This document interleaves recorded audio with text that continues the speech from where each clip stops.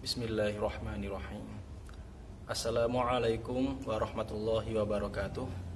Pemirsa, Rasulullah Shallallahu Alaihi Wasallam bersabda dalam hadis sahih yang diriwayatkan oleh Imam Al-Bukhari dan Muslim serta sejumlah imam hadis yang lain dari Abu Hurairah radhiyallahu anhu, man qala subhanallahi wa bihamdihi fi yaumin mi'ata marrah khuttat khatayahu wa in kanat mithla zabadil bahr.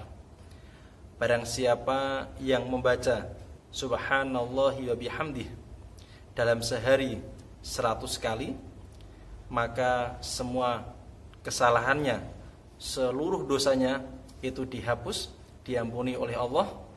Wa in kanat mithla zabadil bahr, sekalipun sebanyak buih di lautan. Pemirsa, ini adalah keutamaan kalimat atau lafaz subhanallahi wa bihamdih. Maha suci Allah dengan memujinya, dengan kita selalu memuji Allah. Jika seseorang membaca ini dalam sehari sebanyak 100 kali, sehari itu kata para ulama kapanpun, dimulai dari setelah maghrib sampai menjelang maghrib berikutnya, atau dari waktu setelah subuh sampai malam hari, yang penting adalah dalam satu hari itu, baik itu secara langsung membaca 100 kali setelah sholat misalnya, atau kapanpun, atau sedikit-sedikit, pagi hari sekian, siang sekian, sore sekian, yang jelas dalam sehari itu genap dia membaca 100 kali atau apalagi lebih ya, maka Allah akan mengampuni semua dosanya, meskipun dosanya itu sangat banyak, meskipun dosanya itu sebanyak buih di lautan.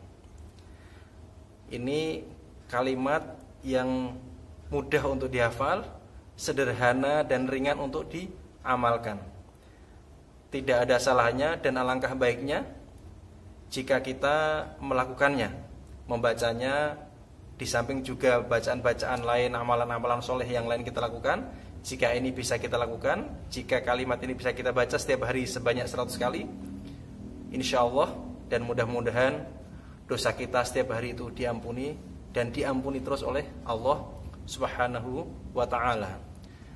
Namun demikian pemirsa, ada setidaknya dua catatan dalam masalah ini. Yang pertama adalah, jika hal ini sebagai syarat ya, jika hal ini dilakukan oleh seseorang tanpa disertai dengan berbarengan dengan perbuatan dosa. Artinya ketika seseorang itu membaca ini tapi juga terus sambil melakukan dosa, dia tidak bosan melakukan dosa yang biasa dia lakukan, maka itu menjadi tidak berarti baginya. Karena itu sama saja dengan dia meremehkan dosa dengan menganggap bahwa bisa terhapus dengan kalimat tersebut. Tidak seperti itu, karena orang yang membaca ini tentu saja sudah diiringi dengan keyakinan bahwa Allah Maha Kuasa, Maha Melihat, Maha Pengampun, sehingga ketika dia melakukannya, dia mengikis, diharapkan dosa-dosanya itu terhapus, bukan lalu ditambah lagi dan ditambah lagi lalu dia membaca itu, bukan. Jadi nanti seperti mempermainkan. Jadi tadi syarat yang pertama adalah dia tidak membarenginya dengan dosa-dosa yang sengaja dia lakukan.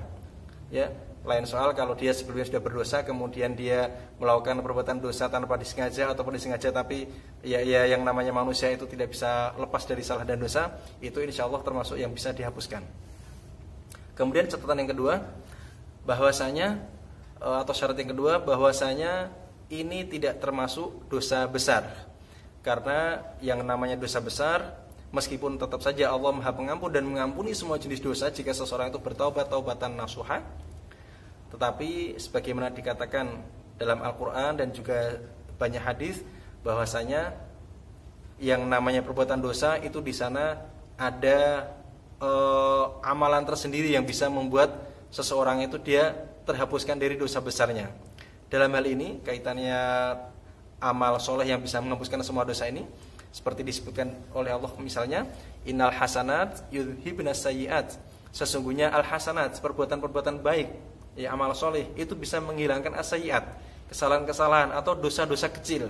Jadi di sana adalah yang dimaksud itu dosa-dosa kecil, seperti disebutkan dalam hadis-hadis yang lain yang terkait dengan amalan-amalan yang bisa menghapuskan dosa.